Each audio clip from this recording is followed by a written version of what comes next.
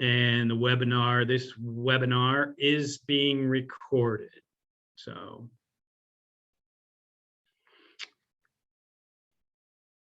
there we go. So I saw Carrie try to get in here again.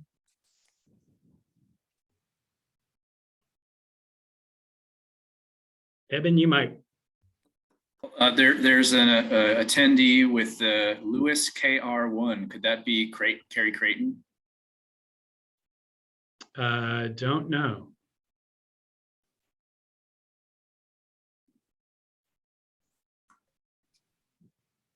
I am going to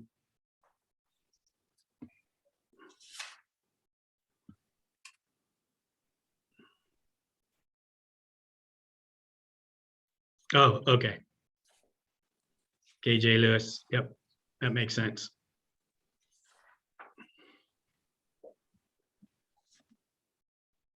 Okay.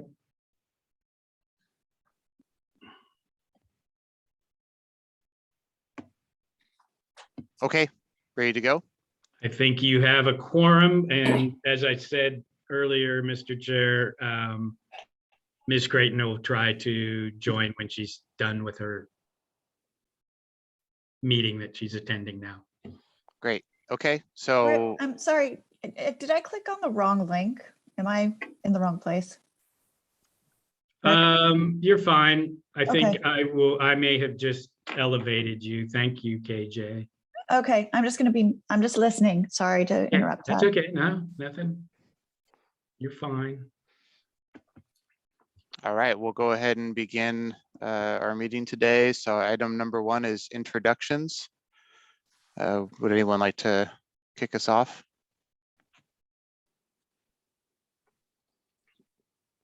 I can start. Hi, everybody, and thank you. Cheryl Bell, she, her pronouns. I am Assistant Director of Development for the Department of Transportation and Development for Clackamas County. Thank you.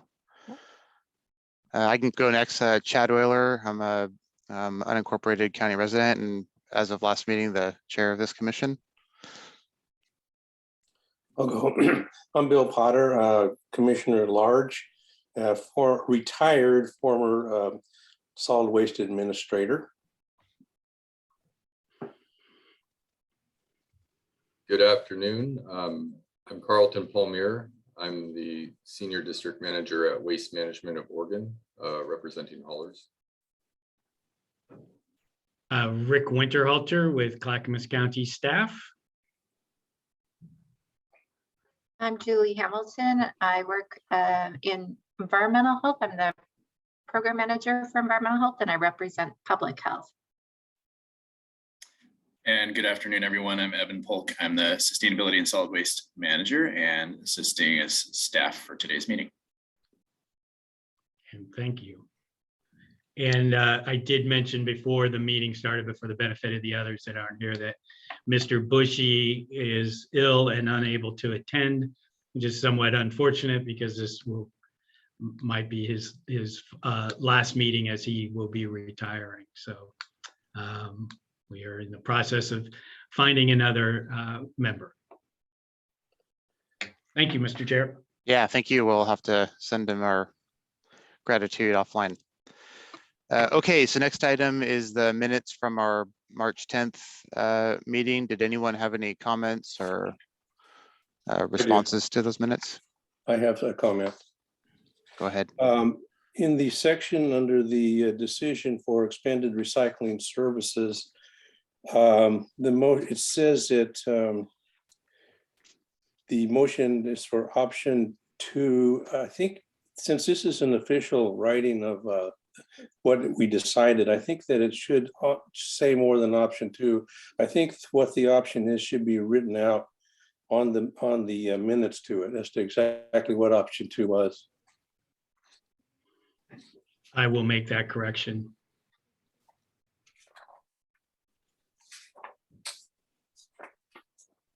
And with that, if there are no other, I would move to approve the minutes. Thank you. Would anyone else like to second? I can second that approval. Great, thank you. Okay, so that minutes are approved with clarity on option 2.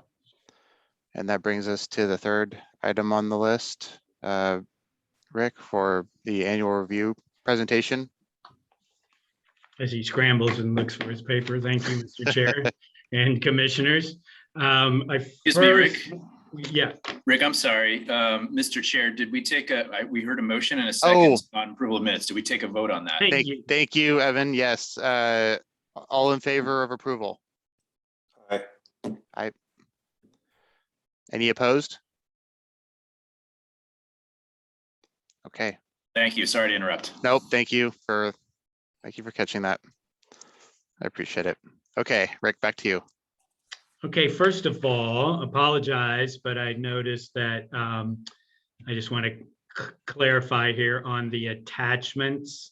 I noticed that some of there was numbering missing and one of them was numbered incorrectly. So the one attachment that does not have a title or an attachment to, that is attachment 2. And then the one that is labeled attachment 2 should actually be attachment 3. I apologize for that. I cleaned that up and for the presentation to the board. So thank you, commissioners. As many of you know, the report is there in front of you. I hope that it is clear, but I think there are, some places that I want to emphasize and clarify, and I'll try to go through that, and then of course entertain any questions you may have.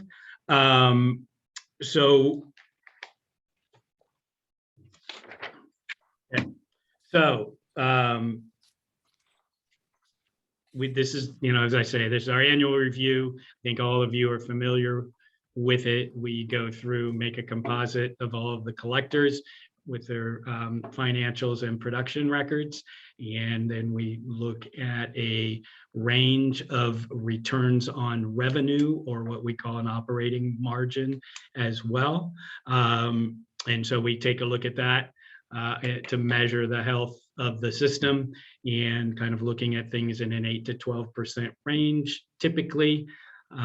So that's kind of where we are right now. And before we go any further kind of into the details of this return, I was wondering if there were any questions that we might have. I know that Commissioner Potter and I, he had some questions, and so I think it'd probably be a good idea. We exchanged a couple emails, and I want to make sure that those questions are made public. I would like to say that I think it would be helpful to the commission, and some of the members are new and some have not gone through the process before, to let us know exactly what to make up the composite is made up of a number of reports and a number of details submitted by the haulers. And I'm wondering, we have a consultant, Chris Bell and Associates, that does a lot of the work, and your staff at the county does a lot of work as well. If we could clarify what's done to verify and back up the information that is supplied to make up the composite on the field, and so that we would have a good feeling of the accuracy of the information that goes in to make up the composite, since we have to make a decision. That's pretty important to the county. Okay. So we take those in, and Chris takes them in. The collectors submit all of their forms, and they are pretty detailed, as Commissioner Potter points out. And then Mr. Bell takes those, and he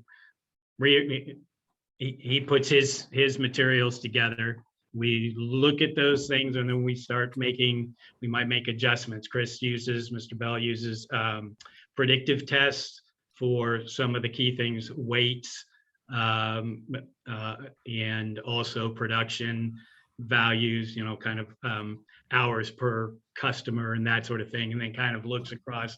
The benefit of the composite is we can kind of look and see, is somebody way above what that composite is or way below? And so we make those, we take a look at those things and make adjustments where necessary. And that is part of that is going back and forth with the collector on those. Sometimes it's an allocation or a decimal point that gets moved, or a lot of those types of things. We do visit a couple of haulers, a few each year, and especially if we have any questions, all the collectors are very forthcoming about sharing their information with us and the supporting documentation. There's some of those things we don't necessarily want to take possession of. We have full access to all of that, and they've always opened up their doors, and we're able to find all of the supporting document. Mr. Bell can tie that back to general ledger. He can go and look at what they're doing in other places. And the benefit too of having Bell and Associates on board is they work up and down the West Coast, and so see a lot of this work. And so that's very helpful. For staff, we essentially kind of assemble everything, work with Mr. Bell, work with the collectors on making sure, you know, that there's access to the information. And we're looking as well sometimes on different things than Mr. Bell will be looking at, comparing how the allocations are flowing between jurisdictions and between the fee zones and that sort of thing. So we try to do a pretty thorough job, best we can. And as I say, I mean, the collectors are extremely cooperative, and we have a lot of access to a lot of information. So I don't know if that helps answer that question for you, sir. Yeah.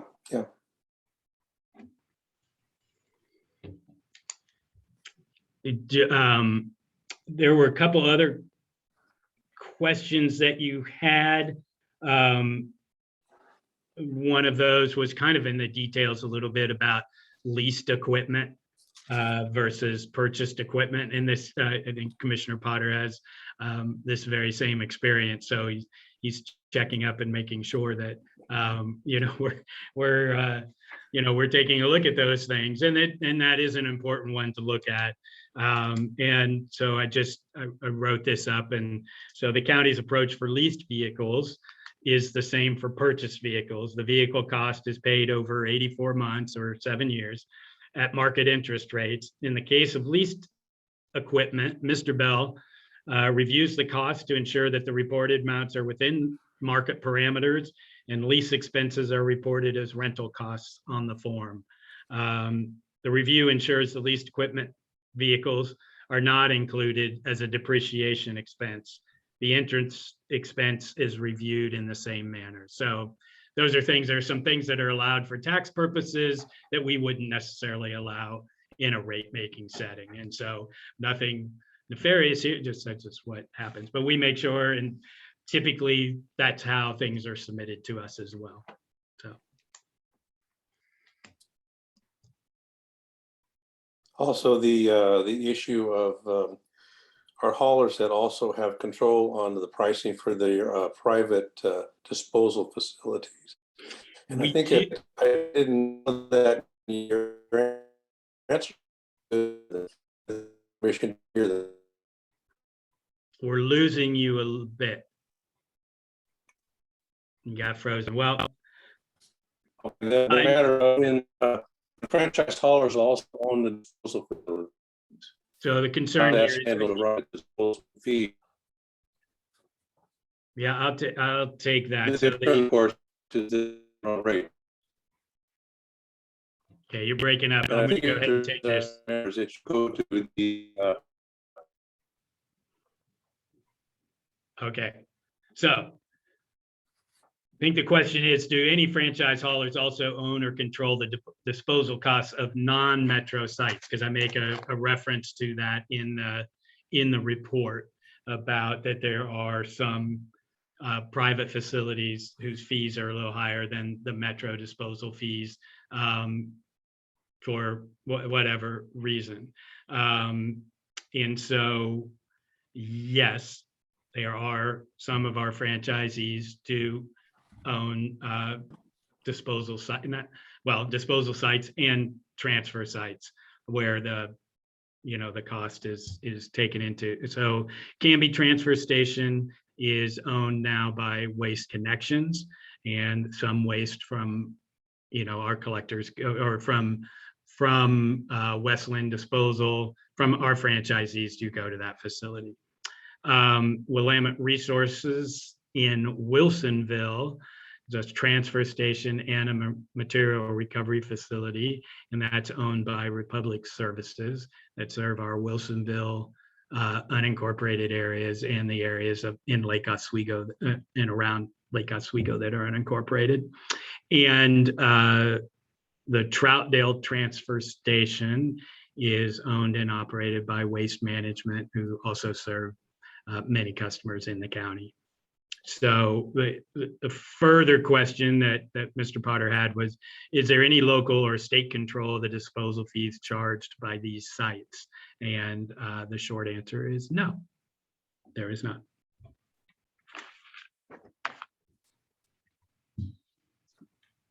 They are licensed, they are regulated. They're regulated by the DEQ. They're licensed by Metro, but no rate regulation on those facilities. And just to add a clarifying question there, does that mean that any cost or revenue from those facilities is not incorporated into this review? The costs are. So the costs are there in the composite and in that review. So those costs are included. When we establish the fee for that is charged to our citizens and the customers, that disposal component is calculated based on the publicly reviewed Metro fee. So that's how we calculate that. And in some cases, using a higher one of those facilities is operationally makes sense. And so that's why we don't necessarily disallow those costs in the composite, but when we set the fee, we set it based on the publicly reviewed fee.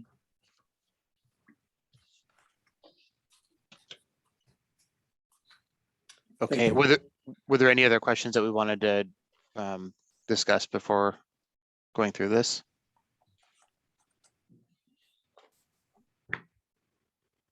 I might have a couple questions as we go through, but I think going through the rest of the material would be helpful. Okay. Happy to do that. So there are a couple of issues that, we want to kind of take a look at. I think in particular, when we talk about our composite, and, we usually start there and reviewing. When you take a look at attachment 1 and look at the adjusted results, you can see that, the total county composite is slightly above our range. And typically, so we're still gonna go down and do our next steps and look at what happens if the known and measurable, we apply known and measurable increases to the fee, or to that composite going forward. And we look at it as an estimate, because a lot of these costs, we look at things in arrears, but we like to kind of take a look at what the impact of those real known and measurable costs are. And the ones that are really, they're going to come up every year, are going to be contractual labor costs and disposal fees. Those are really truly known and measurable. This time we did plug in the fuel increases, because in some cases that's really pretty big. But we do recognize that's a volatile indices too. And so we kind of wait till next year to see how things turn out on things like fuel and inflation and those sorts of things. So when we apply, in this case, that estimated result on attachment 2 does include the increase for labor and the increase for, and a look at what happens if fuel does, go up as the West Coast Fuel Index says. And then the disposal fee, the percentage increase of disposal. So we did that, and then with the only thing that we're proposing to increase would be, in what is shown in this estimated result, is increasing the disposal fee. So providing a rate for the disposal, so increasing the revenue to hopefully cover those costs. And in this case, it does fall within our range. The total county certainly at the high part of the range. So that's kind of where we are. And when I look at something like this, when the adjusted returns come in as they did, I typically on page 2 of that attachment 1, kind of like to look at, well, how are we doing in the long haul, and kind of looking at a year over year composite of where we are, because really we're kind of in this for it's a long game, as Ms. Creighton knows. So I look at that and I see, okay, we're a little bit high this year, but we're staying within that range on a rolling average, or a rolling composite, if you will, and that provides me some comfort that the increase that we're asking for is probably fairly reasonable. And especially when I look at some of the other issues that we know, we're fairly confident that these things are going to happen, but we really can't quantify inflation necessarily, but we know that it is going to have an impact in the coming year, but we can't really quantify that. We could put it down in an estimate, and that it would lower things, but that's our practice, is to kind of look at those things in arrears. But we also have to know that they are probably coming. And some other things that have happened, we're aware of several of the collectors ordering equipment. We've all heard about it, supply chain issues, and so there have been some large truck and equipment issues that didn't land in this year, that were purchases that were intended to, or that were hopefully going to land this year, that they would take possession and then they would show up on the books. They haven't happened, or at least in 21, and they're hoping that they happen this year in 22. So we would anticipate seeing those next year. But again, we don't know. We're not sure, but we're pretty confident there are some orders out there that will be landing and putting some downward pressure on those fees. And then we also know that our food waste program is rolling out, and as you're aware, you had approved that to be a bundled service. So that is just going to roll out without a known revenue attached to that we would be looking in arrears. Then every year in the review, those costs will be part of the system, and that's how we will keep up with that food waste component. I think those are the big ones that we're pretty confident are going to be coming. We know that if we do know that the disposal will increase again next year, somewhere in the 7 to 8%. I think we had shared that with you. So those will be going up. So if we delay a disposal increase this year, there will be we'll be looking at $1.10 next year, kind of thing. And so that's where that is. And we did take a look and that attachment too, we kind of took a look at, hey, what happens if we don't do an increase? So on attachment 2 shows that we would hopefully land in the range, all things being equal, only a labor increase and a fuel increase and the disposal increase in there without a revenue requirement. But we also know that there are some of those other costs that are bound to land. So that's why, we're recommending, that we do that disposal increase and then see where we land next year. And it shows up attachment 3, gives you an idea of what that percentage increase is and what it winds up being on, for the customer, anywhere from 30 cents to a high of $1.35 or $1.35 a month on a bill.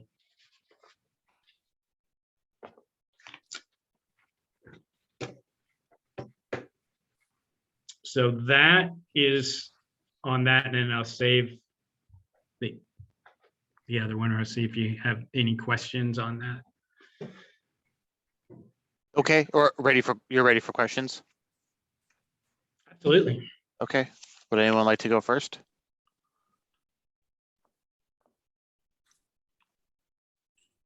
I could ask a couple questions. Thanks for the staff report. It's a great staff report.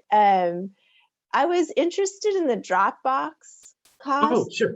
Yeah, I noticed that those look like they're going up the most, and there was a note in there about the cost of purchasing drop boxes had increased considerably. Could you talk a little bit more about what that was Sure. for? Yeah, absolutely. And I was going to do that in a minute, but we can absolutely do that now. So perfect. that's perfect. That is perfect. In 2012, we introduced, and this commission approved we introduced a permanent rental fee for those customers that have open drop boxes that are there month after month, an industrial customer.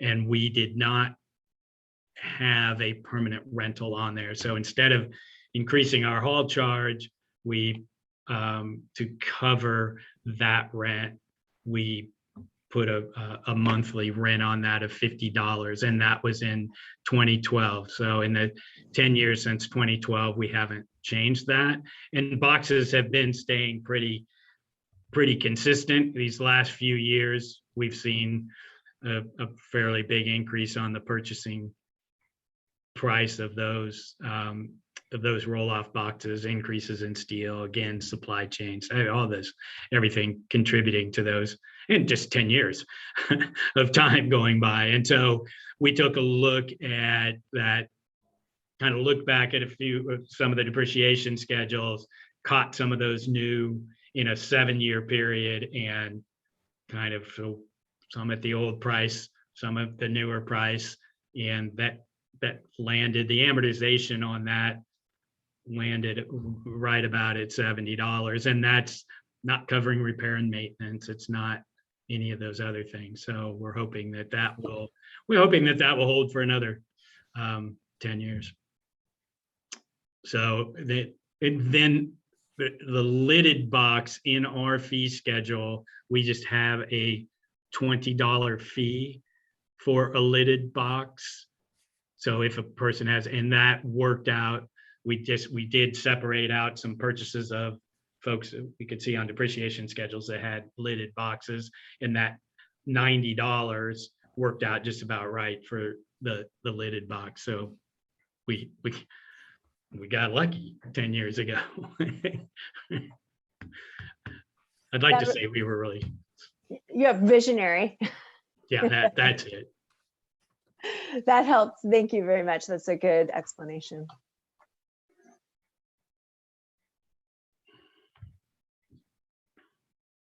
Do we have any other questions?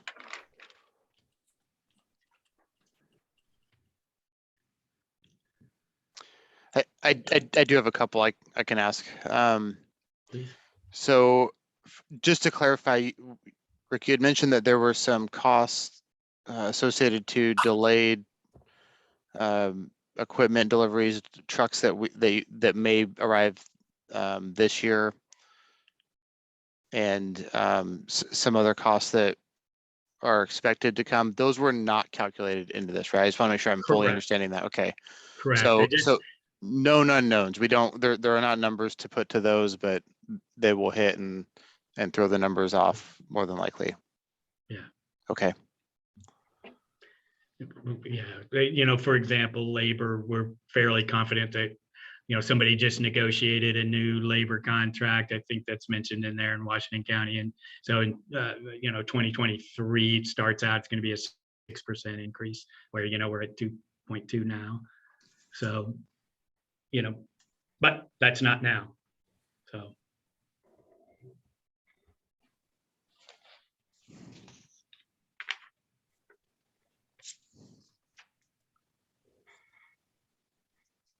Okay, and then my next question. So with the known costs, the non-increased return would be a little over 10% or a little over the midpoint. With the adjustment, it would be was it 55 cents or some sub less than $1 increase? And if not, you had mentioned it would be a probably twice that or so next year, maybe more. Is the staff's position on doing a smaller increase this year and then likely another smaller increase next year stability, or what would be the rationale for keeping the revenue on the high end of the spectrum year over year? Yeah, I think that's yes, I think that we kind of have the policy of, as we state in the report, trying to take those incremental increases and recognizing them and trying to take those each and every year to provide some stability. And that's why, I take a look at that 3-year rolling average too, to kind of say, hey, are we staying in the range? Or are we still staying way in the high end of the range? And, they bounced around at the bottom there a couple of years. So, so I feel pretty comfortable with that, with that position. And yes, that's stated in the report. We really try to take those incremental increases and hopefully we're also, the thing that isn't mentioned there necessarily, but we are, in conversations with the collectors about several programs that we'd like to bring forward to you, and that will also, that cost money. But that's what when things look like this, that's what we'd like to engage in those conversations. Okay, I forgot to mention this earlier, but it looks like Commissioner Creighton joined us. So maybe, I don't know if you're online and want to provide any comments or questions. Thank you, Chad. I'm sorry I was late. I couldn't find the link and then it wouldn't work. And so anyway, I apologize. Well, I have one question and thank you for asking, Chad. I have one question when I'm looking at the history of fee adjustments on page 2, and it's July 1 of 2021. I'm just curious where it says labor expense increases, wages, medical pension, et cetera, of 2.4%. Can you explain how is that actually the wage increase that they got was 2.4%? In combination, yeah, we used contractual from a couple of the collectors, and not everybody is a union shop, but they all seem to, because there's a lot of competition, especially now for drivers and that sort of thing. So most companies try to keep their wages and their wage packages commensurate with those somewhat similar, yeah, that are in the union. Yeah. So that 2.4 is probably a combination of labor, benefits, right? That's what it taxes, says. all of that, because Chris kind of takes all of that payroll. Unless I'm misunderstanding what it means. I mean, that's why I asked. It just seems low. Well, those contractual wages have been low in the past few years, interest rates have been low, all of that. Yeah, yeah. So we may see a much higher percentage next year. Yeah, like I just said, we know that a contract in Washington County just went for starting January 1, 23 for 6%. Okay. Thank you. I appreciate the history here too, looking at it. Yeah, I also wanted to second the thanks. You guys do put a lot into this, and it's really helpful to see the story behind it. Mhm. Julie, did you have any comments or questions? Thanks for asking. No, I think some of the things I was considering asking have already been addressed. So at this time, I don't have any additional questions. Thank you. Okay. Carlton, how about you? I appreciate the opportunity and thank you very much, Rick. Since I am relatively new to this, I do have one general question about the cart service increases. And in terms of how the increases are calculated, could you talk to us a little bit about some of the things that go into that and this current state of the economy, fuel prices, oils, and does that impact it as well? Yeah, so the disposal is important, as you know, a big component of the expense, about 20% of 20 to 30, depending on where what you're looking at of the expense, the direct cost expenses.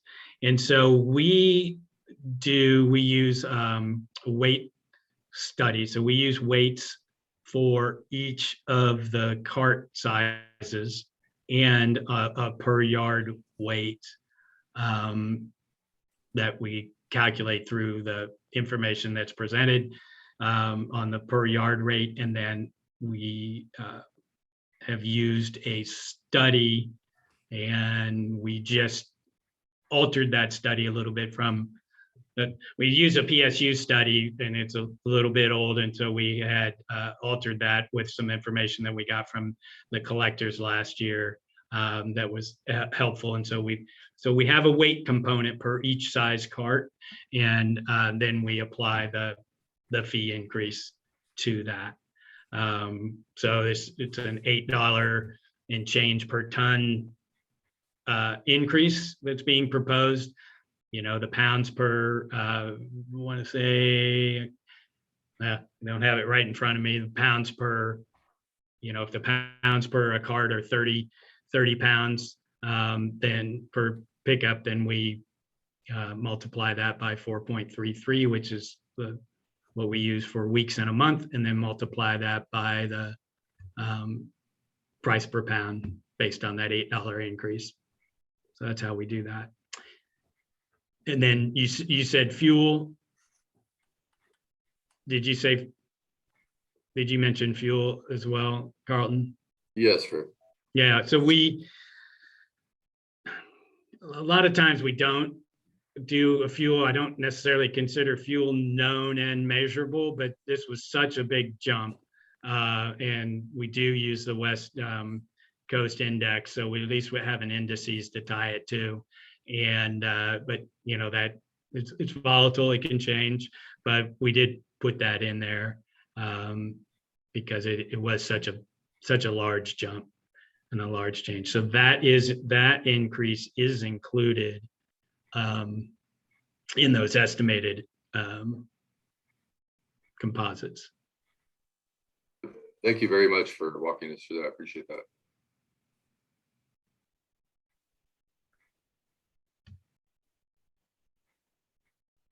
Okay, if we don't have any other questions or comments, do we want to discuss the options and make a motion? I think, Mr. Chair, I think we have Beth Vargas Duncan. Oh, yes, has her hand up. Thank And you. so I think Mr. Polk, you know how to let Yeah, her we in. will bring her in to provide comment. And I haven't looked, are there other public folks indicating that they want to speak? Are there any other public attendees? Why don't we say this? If you are among the attendees and you would like to provide comment, please use the raised hand button to signal that, and then we will bring you into the space to speak in turn. And so we'll start with Beth Vargas Duncan. Good afternoon. Good afternoon, Chair Euler, members of the commission. I'm Beth Vargas Duncan. I'm the Regional Director for Oregon Refuse and Recycling Association. And in that capacity, I represent the Clackamas County Refuse and Recycling Association, or as we call them, CCRRA, whose members provide solid waste and recycling collection services for Clackamas County. Every Clackamas County hauler providing garbage and recycling collection service is a member of CCRRA. The majority of CCRA members are family companies, and nearly all of those family companies have women owners, which is a point of pride in our industry. CCRA members are committed to the service of the people of Clackamas County and meeting rigorous standards for health and safety. This commitment has been seen and felt during the ice storms, the fires, and service never has halted through COVID, unlike what has happened in other states. We've also been committed to our partnership with the county and this commission. Together, we've built an efficient and progressive franchise collection program that assures every resident in the county has access to the same service, no matter where they live. Several CCRA members are expanding diversity, equity, and inclusion activities in their workforce and vendor networks. CCRA's work reflects shares values and the communities we serve, including equity and environmental protections, and providing quality service to all residents at a reasonable cost. This brings me to the topic for today, rate review. As you know, CCRA members are highly regulated by the county, and each year we engage in a robust rate review process, which we support and is important for the integrity of the franchise system. And so the people of Clackamas County also know they're getting a service at a rate that is fair. And through this process, CCRA members work cooperatively with the county and provide highly detailed financial information. And as you heard Rick present already, the county's rate consultant reviewed the financial information and rates to determine the cost of service, and the haulers and the county staff collectively discussed calculations, ensuring accuracy for both the haulers or CCRA members and the ratepayers. CCRA believes the rate review and rate setting process is fair, with the right balance of independent review and transparency to assure reasonable rates for the haulers and to the Clackamas County customers that we serve. We support the rate adjustments as recommended by staff in option 2. In conclusion, regardless of the challenges that confront us, whether it's COVID or smoke-filled fires over the decades, CCRA members have consistently worked in collaboration with the county and stakeholders to efficiently and effectively address our challenges with sustainable results. We ask that the Solid Waste Commission recommend the Clackamas County Board of Commissioners adopt the rates in option 2 as presented by staff here this afternoon. We look forward to partnering further in the future with, and CCRA appreciates the opportunity to serve Clackamas County. And I'm available to answer any questions as well.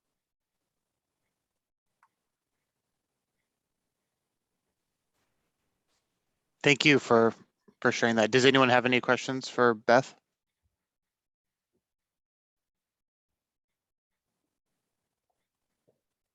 Okay. Do we have I'm any? not seeing any other hands raised in the moment from attendees. Thank you. How's the next question? Okay. With that, no other comments. Do we want to move on to option selection? Or would anyone? Can I ask one more clarifying question? I want to make sure I understand. I want to make sure I'm understanding all the composites I'm looking through here. The proposed fee increase is for disposal costs. That was the known and measurable cost accounted for. Okay, perfect. Thank you. The other just to clarify, I mean, the two other costs that are in there was an increase to labor and an increase to fuel. So the estimate includes increase in disposal, increase to labor, increase to fuel, revenue to cover the disposal. Perfect. Thank you.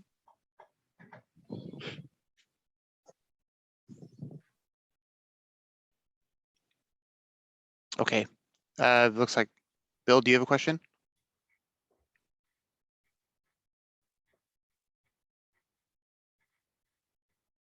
You're on mute, Bill.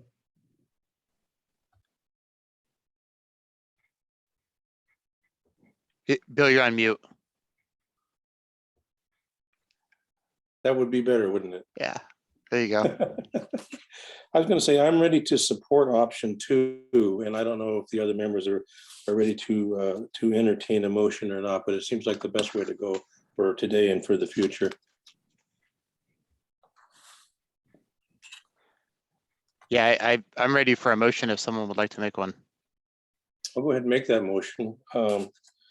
I move that we recommend staff recommendation, which is option 2, which is based on known measurable existing costs fees.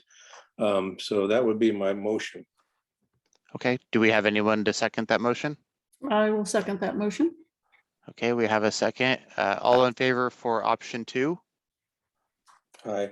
Aye. Any opposed? Because I'm staff, I am abstaining. Thank you. Okay. Rick, you guys captured that? I have captured that, and just confirming there were affirmative votes from all commissioners in attendance, with the exception of Cheryl abstaining. Is that correct? Yes. That's what I observed. Perfect. Thank you, commissioners, very much. Appreciate that. Yeah, and thank you guys again for the work you put into this and the clarity. Mhm. I think I gave a quick update, just Kelly couldn't make it today, but the food waste collection, Carlton can attest to is kicking off, and KJ, who's in the audience,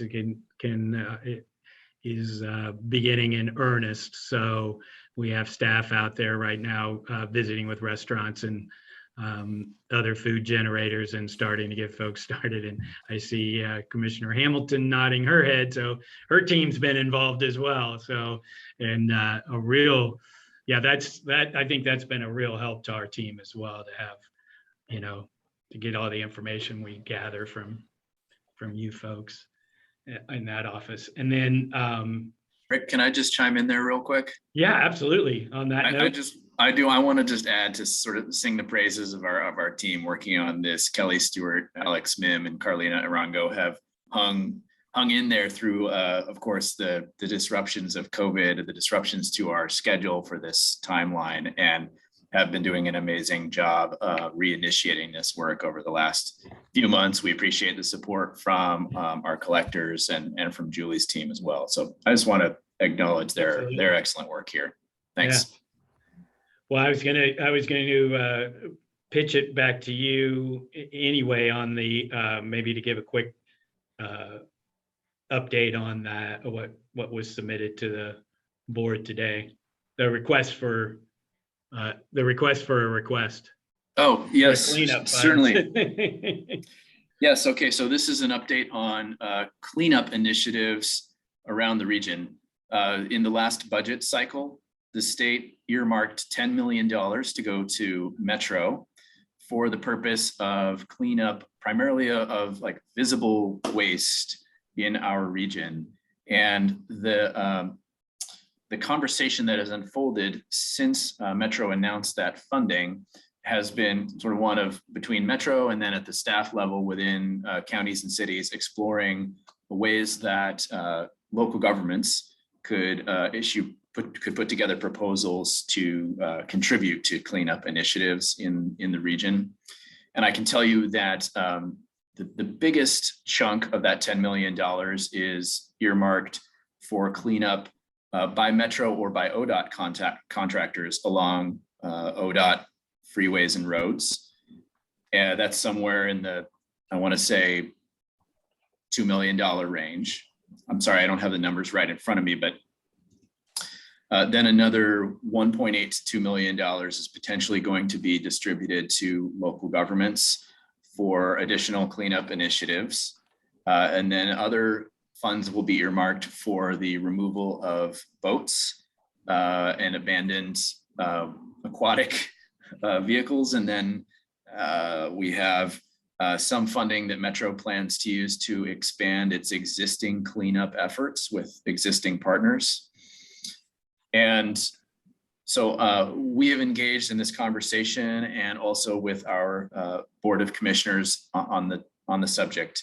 And right now it looks like we are moving towards a proposal to Metro for around $300,000 to $378,000.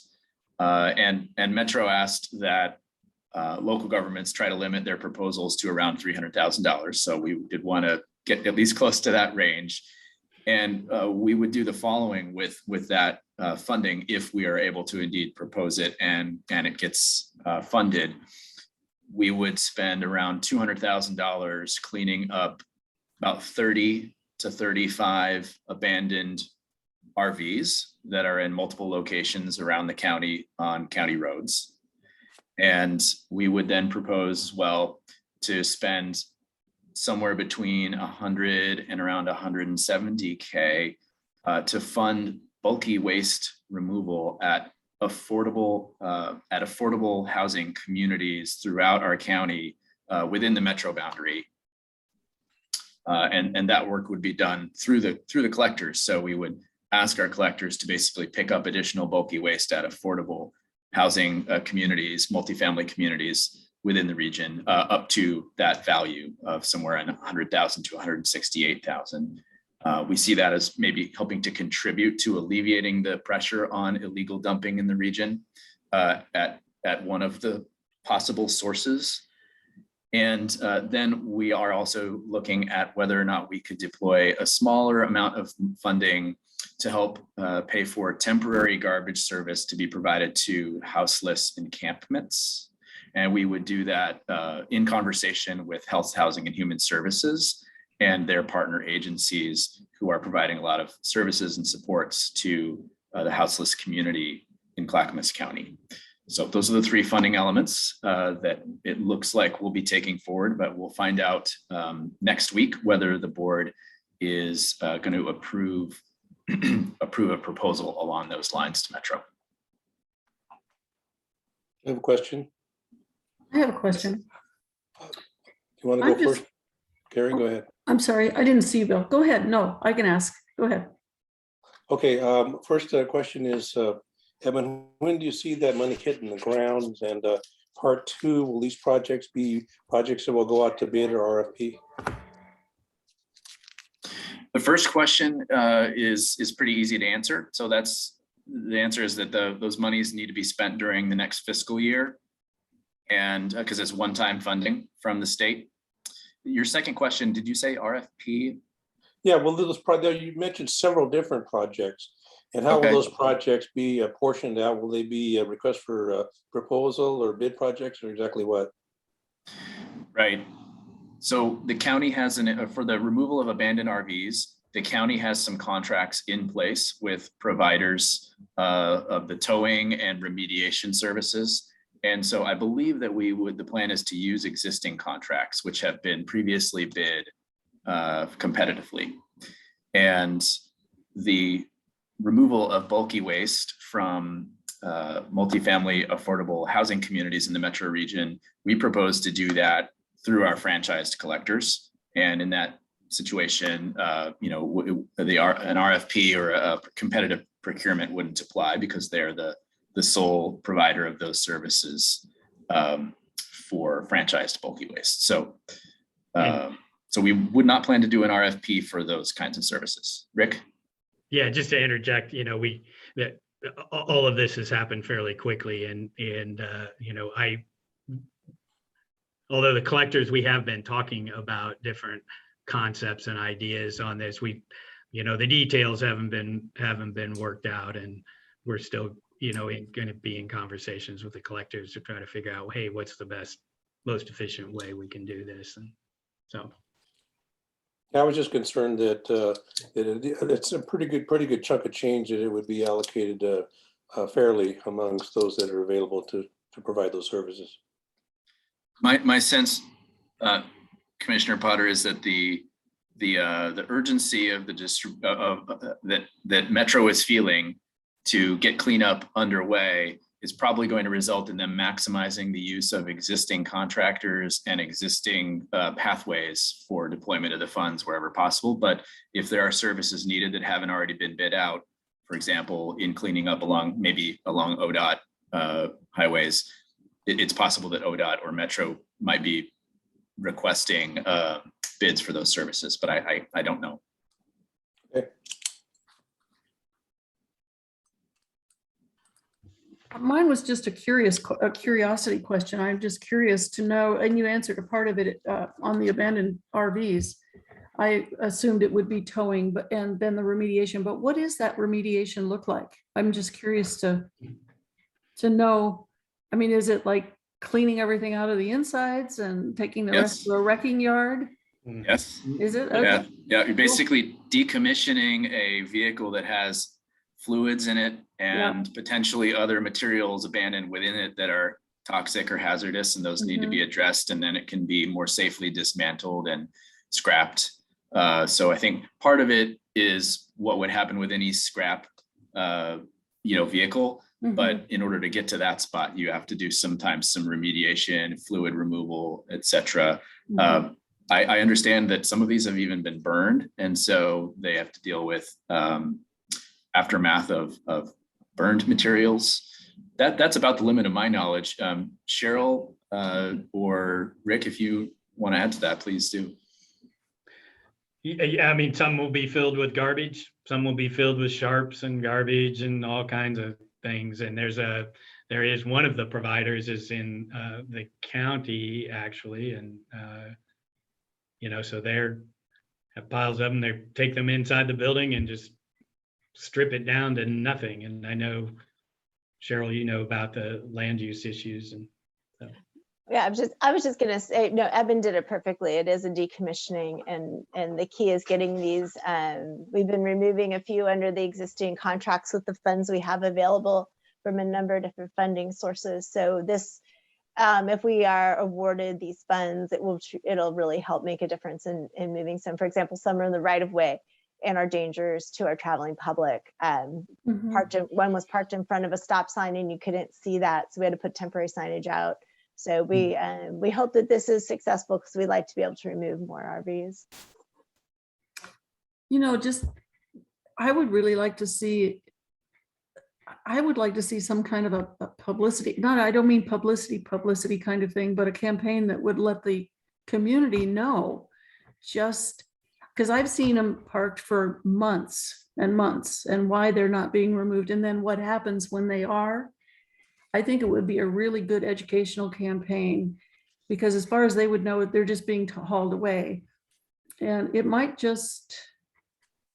not hurt to educate the public, maybe in one of your newsletters that goes out, or even on your Facebook page or anything like that. Those are the kind of things I think they're interested in seeing. And it's very visible. Just a suggestion. I would like to see it because I just asked the question, right? I actually really agree with that. I see a lot of these RVs in my neck of the woods in the county, and I know my neighbors, the community that I live in, it's actually discussed quite frequently, and they'll sit there burned exactly like you guys have discussed for weeks or months, and then they'll vanish one day. And the energy you guys are putting into this and the prioritization is meaningful, I think, to a lot of people. And the process ahead of time to identify whether or not you can even legally move it. So it's all those things that people don't understand or even think about. It's just, why has it been here for so long? I saw, what is it, S&H Logging that's over there off of, what am I? Really? Yes, Yeah. yeah, I saw one sitting there and it just sat there and then it was burned. Windows broken out and then it got burned. And it took, I think that's the one I'm thinking of. It was like 3 or 4 months it sat there. Whenever I'd head over to Wilsonville, that's what I would see. Yeah, anecdotally, I share that KB Recycling, when the Cahoots owned that, they had some, you know, an RV there, and they were willing, right, because they had the facility that they could take that in and do that, but they, you know, you couldn't. It's that whole title, the whole title search and all of that. I mean, it was just, you had to make sure that you weren't Right, stealing somebody's property. So yeah. makes it tough.